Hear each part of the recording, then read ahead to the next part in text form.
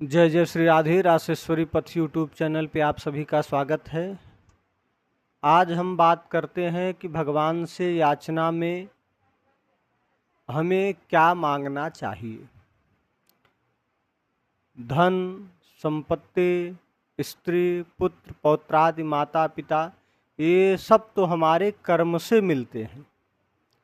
जैसा हमने अच्छा बुरा कर्म किया है उसी प्रकार उस कर्म का फल तथा उस कर्म का दंड देने के लिए संसार के सारे रिश्ते हमें प्राप्त होते हैं।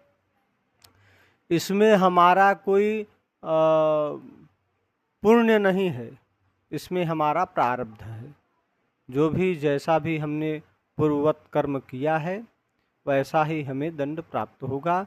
अच्छा किया है तो सब हमारे सहयोगी, हितैषी, मित्रगण सब ऐसे मिल जाएंगे कि हर क्षण हमारी रक्षा सहायता करेंगे।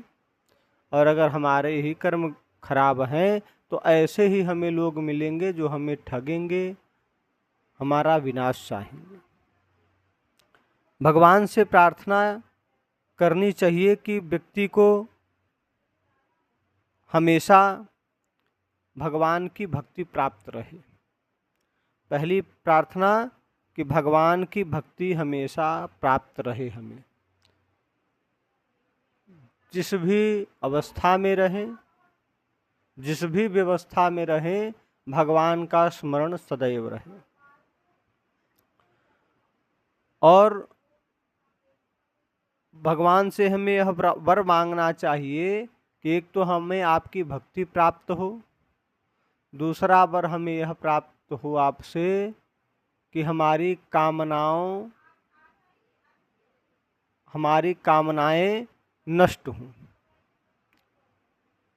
बद्धो ही को यस्य विशाल तृष्णा, संसार में वही व्यक्ति बंधन में माना जाता है जिसकी इच्छाएं बहुत विशाल हों। इच्छा और आवश्यकता में अंतर है। आवश्यकता व्यक्ति की पूरी हो सकती है। जैसे किसी व्यक्ति को भूख लगे और उसके पास 150 रुपये हों तो किसी भी साधारण जगह पर जाकर, साधारण होटल में, ढाबे में, कहीं भी जाकर वह अपना पेट भर सकता है उस 150 रुपये में। पेट भरना उसकी आवश्यकता है। आवश्यकताओं की पूर्ति वह 150 रुपये में कर लेगा। लेकिन वही अगर 150 रुपये लेके उसकी इच्छा हो कि हम बीकानेर, हल्दीराम इत्यादि बड़े स्थानों पे जाकर भोजन करें तो वह उसकी इच्छाएं नहीं पूरी हो सकती। वैसे ही जो हमें प्राप्त है उसको पर्याप्त समझकर और उसी में अपने मन को शांत करने की कोशिश करें। जो हमें प्राप्त नहीं है, जो हमारे भाग्य में नहीं है, वो हमें नहीं प्राप्त हो सकता।